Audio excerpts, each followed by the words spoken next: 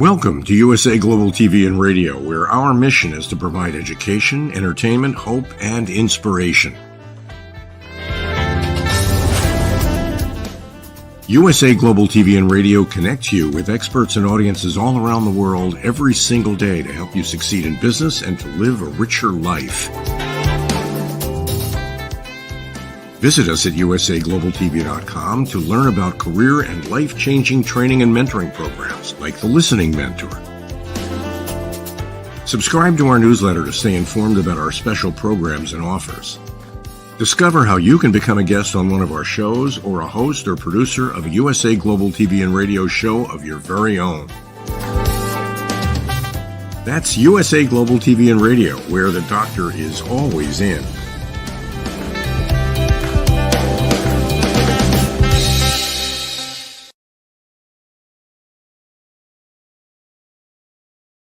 Howdy, y'all. red.olaughlin here, or Talking Heads on the USA Global TV and Radio Network.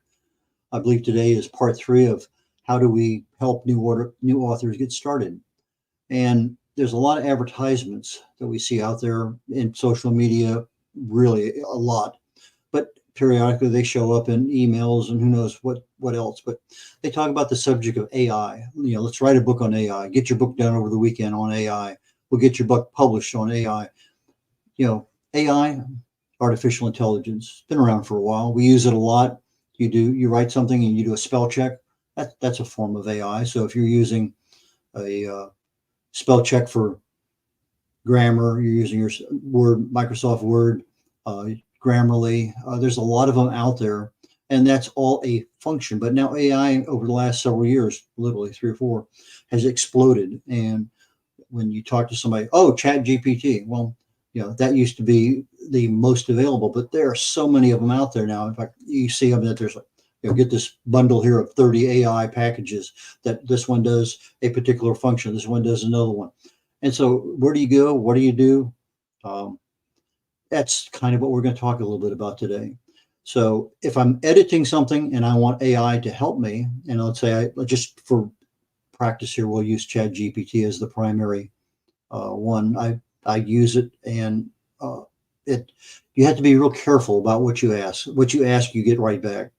But you know, if I say, "Here's chapter 1, edit it for me," you know, it's going to come back. I might have 15 pages. It's going to come back with 2 paragraphs, because to AI, edit means to summarize. So there's a particular way you ask a question. You know, I want AI to review this for grammar, whatever. But you have to be very, very careful about how you ask the question, that prompt, that script, whatever you want to call it. But there's a question that you ask AI. And so if I'm looking for it, I found probably a small phrase that I use, 15, 20 words, and it will allow me to put my document in there and edit it appropriately. But maybe I want it edited for 8th grade level.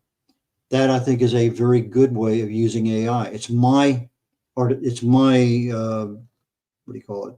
Intellectual property. So AI is just bending it a little bit.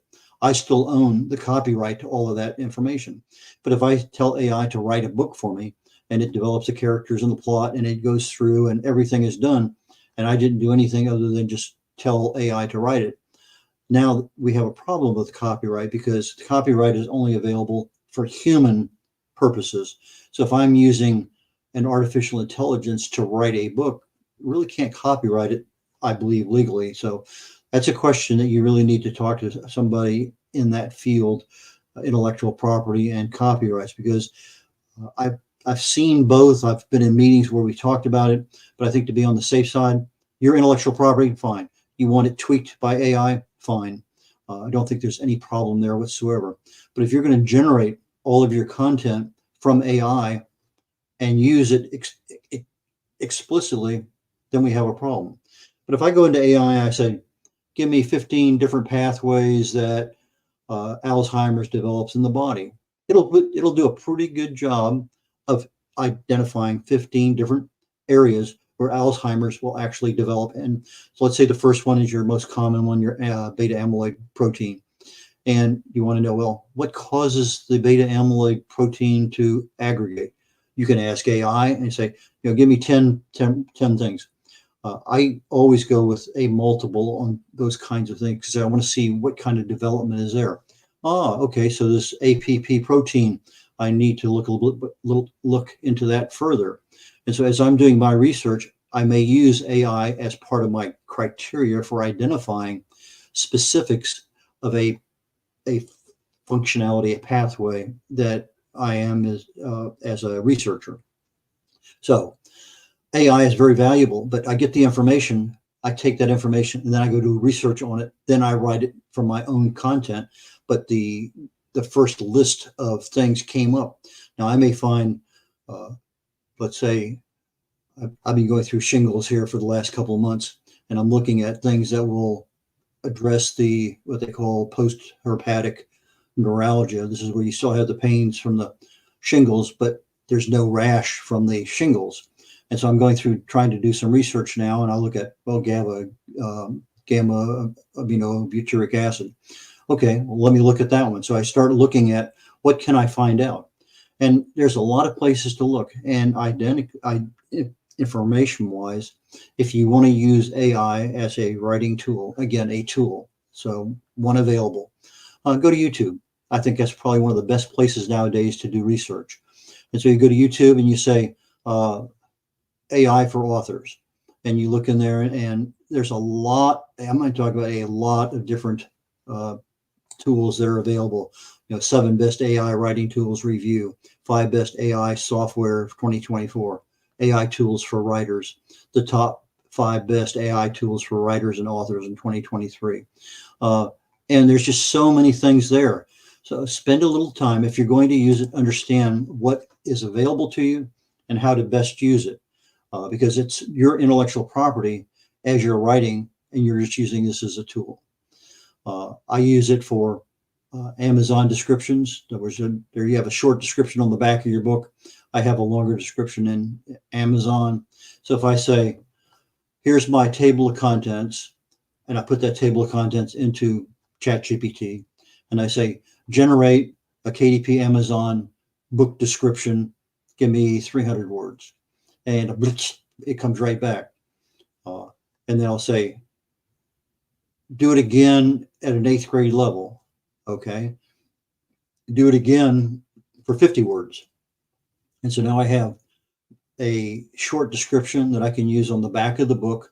I can do the same thing with my author biography. I take my entire resume, focus in on where I think it's important, give it to AI and say, give me an author bio suitable for the back of a paperback. Give me AI 250 word author bio for Amazon KDP, and it will generate that. Now, that's not copyrightable. It's just a summary of what I put in, but it gives me something I can use. If I don't like what I'm seeing, fine. I've used AI for generating titles for books. I can take that same table of contents, the introduction, and say, I need a 5-word title. Give me 10 of them. And now I have 10 different titles, all 5 words. And I look at them and I said, I can take that word out of that one, and kind of mix and mash something that I want. But I find it to be very, very, very valuable when you're looking at subtitles. Somebody goes into a bookstore and they're wandering through. They see a book. The cover is either going to capture them or not. If it captures them and they go over and they look at the book and they have it there in front of them, okay, they may take it off the shelf, but the title may not mean much to somebody, but the subtitle is the real nitty-gritty of what that book's about. So I want to make sure I have a very, very good subtitle. Sometimes I'll put subtitles out on Amazon, on Facebook, and I'll say A or B, B or C. So in other words, I want to be able to capture somebody and let them know what's in that book. So as I do that, I can use AI to come up with 10 different subtitles, and I mix and match the ones that I like best. But if somebody's looking at the title, the cover captures them, they look at the subtitle. If that is of interest to them, they're generally going to turn the book over and look at the back. You have 2 or 3 short sentences about the author, 2 or 3 short sentences about what's in the book. And if that captures them, they maybe spent 5 seconds looking at the front of the book, maybe 10 seconds looking at the back. They're either going to put it back on the shelf or they're going to open it up and look at the table of contents. Chapter 5, page 71. They'll go in the book. And if you can capture them enough to look at the book, pick it up, now you might actually have a sale, because if that is interesting enough to them, your subtitle, the book description on the back, and then they go to the table of contents and actually look at something that's in your book, now you may have actually sold something. So that AI can be super helpful to generate that little blurb on the back of the book, the subtitle that captures the essence of the book. So there's a lot of value to be using that. I've used AI to help my clients. I'm a publisher, and I had one recently, and they wanted a particular 1870s house, Texas, mid-prairie, with windmill and this. And so I generated, I think, 5 or 6 different covers using AI, just by telling AI what to do. And so I got different covers. I sent all of them to the author. I said, is this kind of what you're looking for? And they came back and said, yeah, number 2 and number 4. Okay. So I then took the number 2 and number 4, and I sent it to a designer in Fiverr, Five, like 5, rr.com. I use them a lot. Generally speaking, for most cases, I can get a paperback and a ebook cover, generally $25 to $40, and have something that's pretty usable. So I send this to a designer and I say, my client wants something like this. And so I send them, and they have a good idea, and I give them the rest of the details. This is a 1875 mid-prairie, whatever the details are in the book. And then I get something back that now I can own, because it's a copyrightable thing that I bought, and I can give it to my client or sell it to my client, and boom, I've used AI to clarify exactly what they want on that cover. Now, sometimes the covers can be a little bit different, but generally speaking, if you can tell me what you want on the cover, AI can generate an image, and that image can then go to designers. Okay, I know what you want. And then they can do whatever they want within their scope of the tools that they have available to them. So I find that cover art is something the AI can do. The title, subtitles, the back of the book, the author bio, all those things are something that AI can do. But the most critical part is, how do you talk to AI? So that's something that you really need to hone in on. So if I'm using AI in my book to generate whatever, I put my book into Amazon KDP, and they're going to ask me, did you use AI in any part of this book? And there's a little box that says yes or no, just check it. And so that's their part of the thing. Now, I can generate all sorts of things with AI. Maybe I want to help my marketing campaign within social media. So I can use that to generate social media posts. I can use it to generate all sorts of illustrations.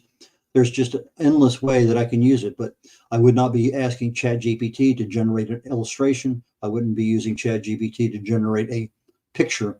There are other AI tools that specifically talk about those kinds of things. So as I'm looking at those things, I want to make sure that I'm asking the right question, and the response that I get back is what I'm expecting. If I get back something, I remember the first time I put it in, edit this, I lost everything. I can't, well, I didn't lose it. It was still in the book. But when I put it in there, I said, what happened? And so you can be very careful about what you are asking for specifically, because it's going to give you back exactly what you asked for. But just the word edit may not necessarily be understood by AI the way you understand it. So maybe edit means summarize in that particular artificial intelligence that you're using. So anyway, the AI is something that I think you can easily use. You can use it to help generate your content. You can say, okay, I have a book. I want, give me 12 chapter titles. And then with each chapter, you can say, give me 15 things that I should consider here for chapter 1. And it's going to give you a lot of guidance. So you have, here's my book, here's my chapter titles, here's my content outlined. Now I start writing, and I do my research and whatever I have. But I have a very good source that's giving me material. but I'm using it as a tool to say, okay, fine, let me go research a little bit more on whatever topic it may happen to be. If I'm writing on vitamins, maybe I want to know more about tocopherols and tocotrienols. There are things in there that I can use to go do that research. I write about it. There's my script. Okay, I don't want that one. That's not what I want. I need a little bit more here. So I go back to AI and I ask another question or two. And it gives me the ability to create my content and know that I have some level of agreement with whatever else somebody else might be looking for. So within that realm, there's a lot of good information. I get done. I can redo the table of contents based on what's in each chapter. So, okay, I may have chapter 1 with a certain title, but when I write it, I say, well, give me 4, 5, 6 chapter titles for this information, and it spits it right out. And so I like this title over here for that chapter better than the one I had. That becomes a new chapter title. Lots and lots of things you can use. Again, that's a tool. So as I'm developing my writing for my book, this is a good place to start. But you have to have an idea of what you want. So maybe you go to YouTube, you look at the 5 best tools 2024 for authors. You do a little bit more research on what is the best AI tool. What's the best free AI tool? Free is good. There are some AIs that incorporate, let's say ChatGPT is actually incorporated within another one that's free. There's just so many things that literally with it 6 months ago, I was attending a webinar and they're learning about AI and whoa, everything has changed. And they're literally, you have to get to a place where somebody's saying, this is what's good right now. And once you master that, you don't need to worry about the new ones coming out. Keep what you have. Be very, very good at being able to use that. So that's what I think you can use AI in your writing, your content creation, your descriptions, all those things. Use it in your social media marketing. So AI is a very, very good tool for an author. So now I have a book that I wrote. I used AI a lot in there to generate things that gave me the ability to create my own content. I used it as a guide to generate information.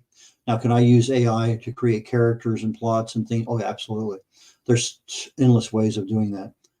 There's AI coming out, probably already out, where, if I want to have, give me 1990s Tokyo, Japan, nighttime, light rain, wet pavements, a girl 20 years of age, red dress, walking.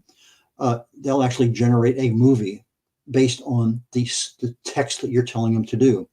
I have access to having what I'm saying right now being said in French, Portuguese, Japanese.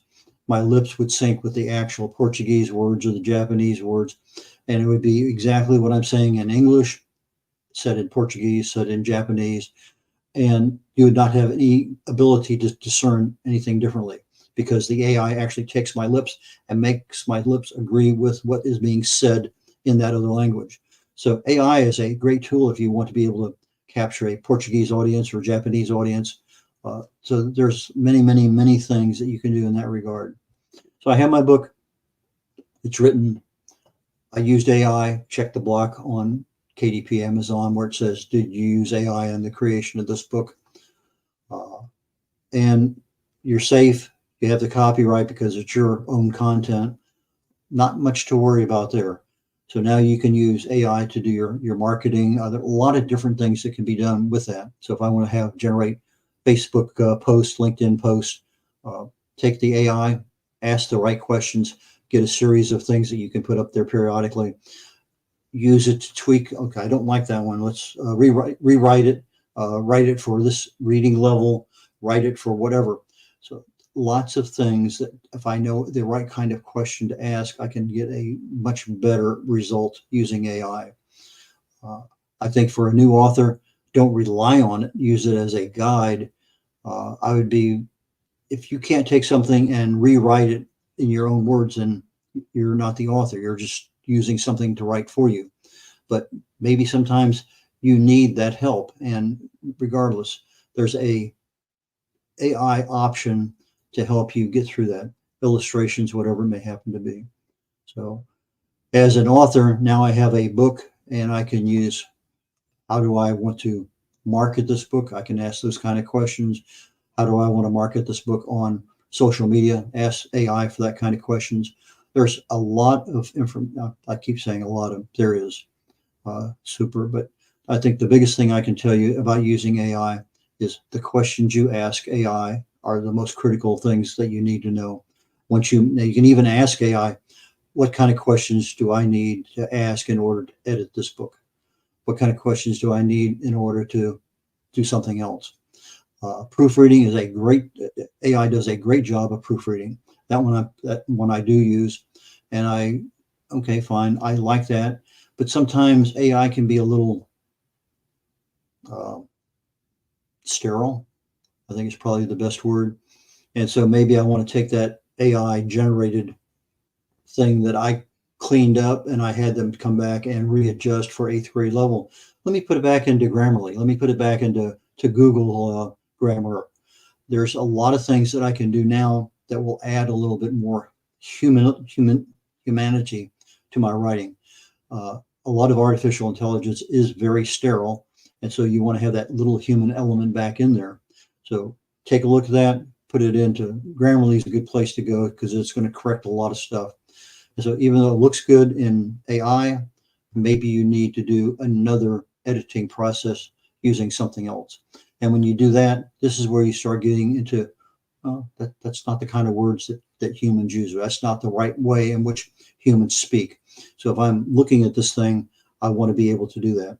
I find that using Microsoft Word readback, I put my paragraph or chapter in there, and I watch as the yellow dot goes across every word, and I hear that coming back to me.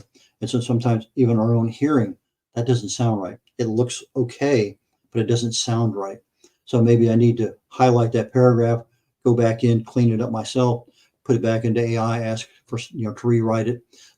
Anyway, but that readback function within Microsoft Word, I think, is a great way to help you edit your book, get that thing proofread appropriately.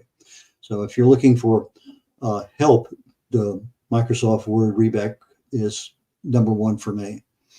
And let's see here. I'm just going down my checklist of things I wanted to talk about today. I think that's pretty much it.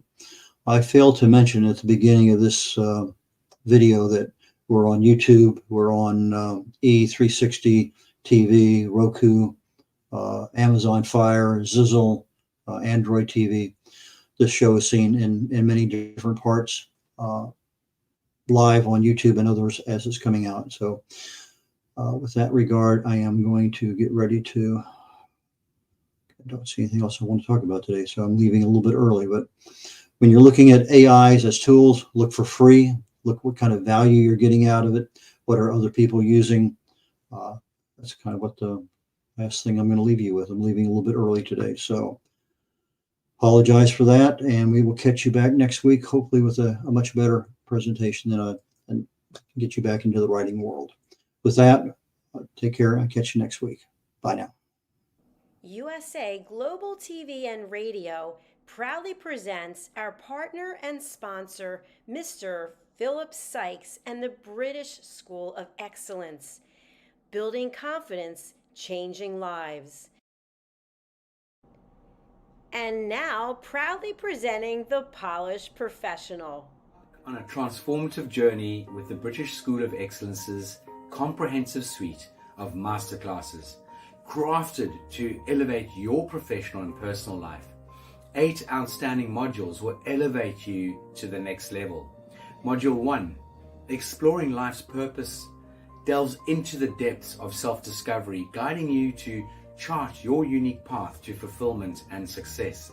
Module 2, Mastering Professional Presence and Confidence.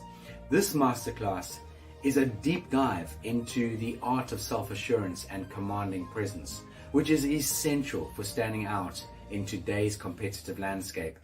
Module 3, Learn the Secrets of Visual Impact, how to curate a personal style that amplifies your professional brand. Module 4, mastering professional etiquette and communication excellence, navigating the nuances of corporate interaction with grace and tact. Module 5, elegance in eloquence.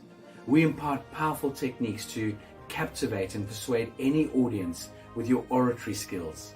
Module 6, unlock the potential of your emotional intelligence, EQ, and harness the ability to connect, empathize, and lead with emotional savvy. Module 7, mastering DISC, building a gateway to understanding behavioral styles, fostering better personal and professional relationships. Module 8, mastery in dining etiquette, building your confidence to perfect the subtleties of dining with finesse, enhancing your social savviness at any table. Step into the Polished Professional program where poise, elegance, and excellence aren't just taught, they're instilled for life. Join us to redefine your potential and polish your professional edge. To learn more, go to thebritishschoolofexcellence.com. The British School of Excellence are investors in people. Let us invest in you.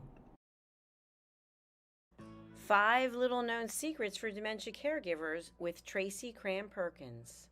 Hi there, I am Tracy Cram Perkins, the host of the Dementia Home Care Show here on USA Global TV and Radio. I am also the author of the book of the same name. And you'll see this QR code. This is for an extended version of the same talk. So if you want to see the full hour-long version, feel free to scan the code and go to that website. Stick with me. We'll talk about 5 little known secrets to make it a little easier to do dementia caregiving.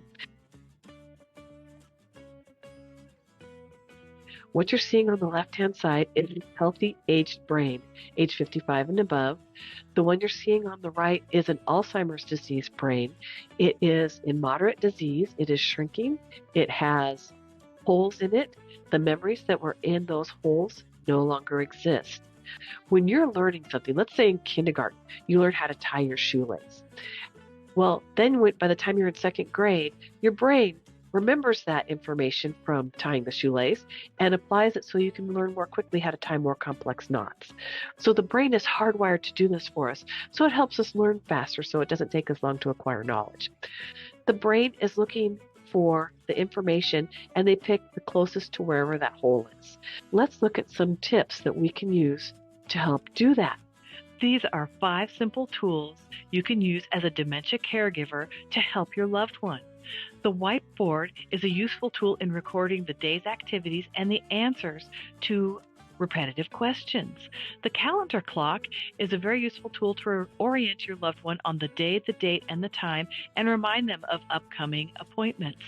The communication cards are a great tool to bridge the gap when they can no longer tell you what's wrong. And then there's the pill minder for when your loved one is still able to take pills but needs prompting. The final tool I want to share with you is the memory book. It tells your loved one's story. It's a great tool for distraction, redirection, also as a conversation starter, and telling you where they are in their story so you know how to answer their questions. Music is probably the most powerful tool in your toolbox after laughter. Music is a way to maintain connection. It sticks with your brain longer than any other thing, including reading. When you're having an issue with somebody, you can play their favorite music if you move them to another room, something that makes them happy, or you can start singing songs together from their childhood. These are some of my favorite books for caregivers. My show airs on the 3rd Tuesday of every month, and you can view past episodes on YouTube. Thank you, everyone. This program has been brought to you in part by Tracy Cram Perkins. Connect with her and order her book at tracycramperkins.com. For more information about Alzheimer's disease, support resources, and how you can help, contact the Alzheimer's Association at 1-800-272-3900 or visit their website at www.alz.org. They offer 24/7 helpline support and a wealth of information to assist you and your loved ones. This program has been brought to you in part by Zane Carson Carruth, etiquette and protocol expert, international award-winning author, television show host, and philanthropist. Thank you to Zane, our official diamond sponsor for USA Global TV and Radio in partnership with E360 TV. Zane is the author of the world's first tooth fairy ever, as well as many other children's books. She's also the television host of Elegance, Polished Demeanor, and Posh Living, seen on USA Global TV and Radio.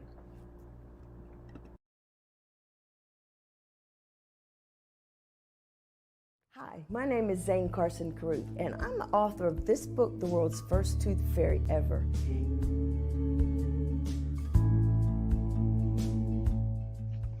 Reading is magic. Studies have shown that reading to your children lays the foundation for greater success in life. Reading helps develop language and vocabulary skills. It helps improve memory, and it encourages curiosity and inspires creativity. The benefits are immeasurable, and as a parent, you'll benefit too. In only 10 or 15 minutes a day, you'll be creating more memories and a bonding experience that will last for years to come. So take time to read to your children. Read them books about things that engage and interest them. Tales of fairies and magic fascinate children, and as everyone knows, the Tooth Fairy is at the top of the list. If your child loves magic, wands, adventure, and what child doesn't, you'll love reading them books from the trademarked series, The World's First Tooth Fairy Ever. Follow along as Abella, the world's first tooth fairy, accidentally starts the tooth fairy tradition. Learn the tricks of being a professional tooth fairy in the book, Abella Starts a Tooth Fairy School. Your child's imagination will soar as you read the adventures of Abella and her magic wand.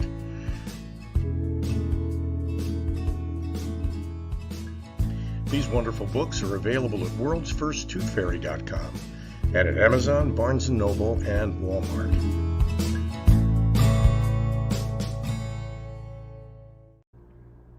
To learn more about Zane, contact her through her website, zanecarruth.com, ZANECARRUTH.com.